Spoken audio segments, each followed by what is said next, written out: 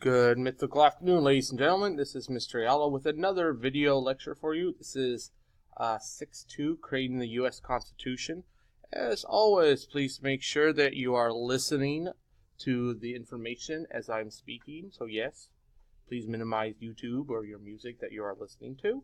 And to also be writing down these notes so that you can be successful on the next item when this is tested. Anyway, sit back, relax, write some notes, and enjoy the video. So, first thing is, why did we need a new U.S. Constitution? Why couldn't we keep the Articles of Confederation? Well, the Articles were extremely weak, and they were designed to be extremely weak because of our background living under tyranny, under British rule. I mean, it's the whole idea why we rebelled in the first place. Why would we put that a government in place that could make a tyrannical rule if we just fought to get out from underneath that? That makes absolutely no sense. We also then have Shays' Rebellion, which actually showed how weak this was because a small group of farmers could actually threaten the U.S. national government. And if we could be overthrown by a small group of farmers, how in the world are we going to protect ourselves from either the French, the Spanish, or any other world power or regional power in the area? So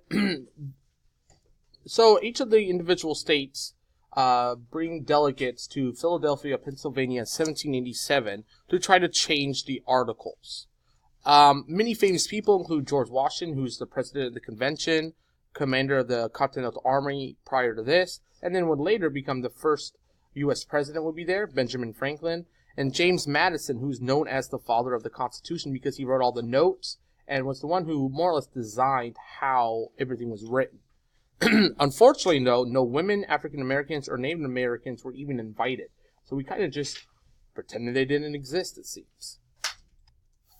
So, the delegates had to make a decision. How do we make a government that protects people's rights and yet can maintain order at the same time?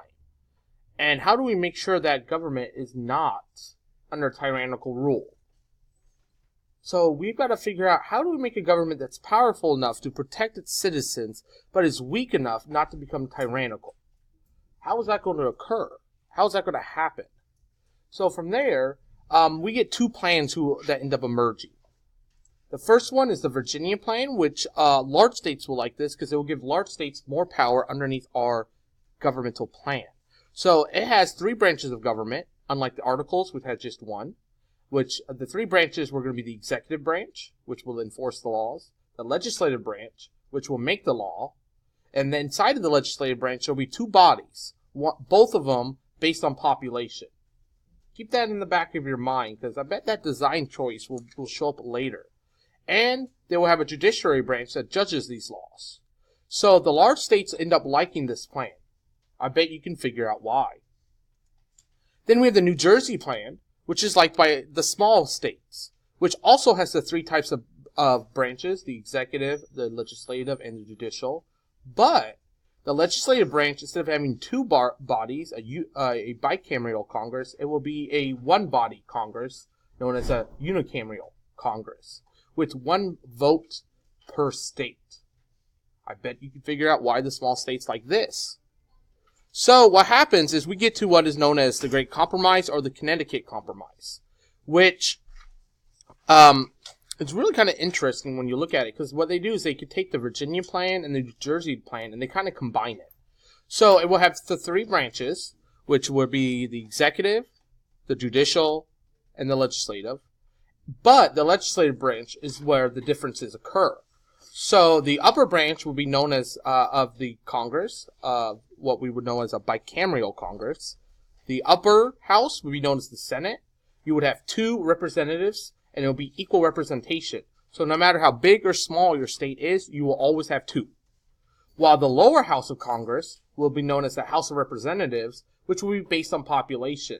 The more population you have, the more representation you will have. So the idea of this is the idea that the more people you have, the more power you have in the House. While in the Senate, it's equal.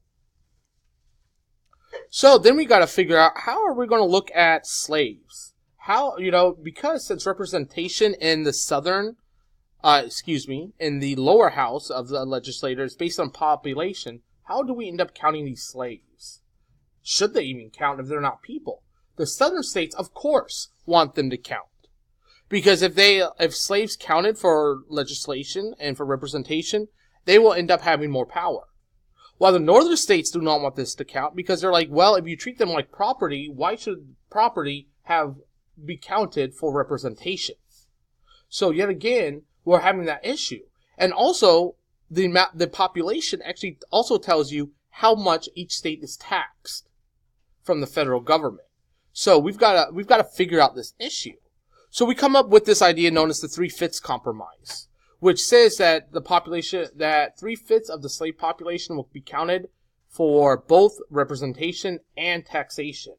So that means out of 10 slaves, only 6 will count for population, which is kind of odd from the northern perspective, because if the southerners consider them property, they should count as nothing. But if the South wants them to count as people, that means they should have rights. So keep that in the back of your mind as we go on through the rest of this course, because that problem will appear again and again and again. And also, it says that slavery can now be banned after 1808. Because Thomas Jefferson and a lot of these other people who were there, even some of the slaveholders, were like, slavery is probably going to be a major issue later on in our history. So we need to start making provisions to try to prevent it before it gets out of hand.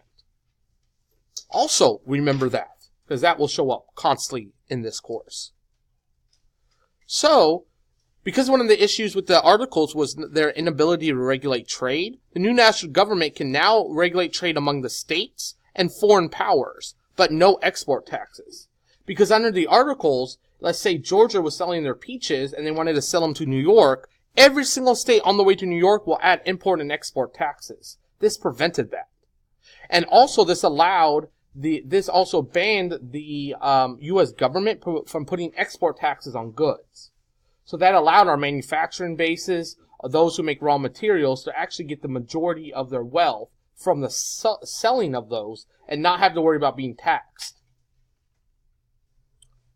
So, this is the end of this section, and as always, don't forget to be awesome.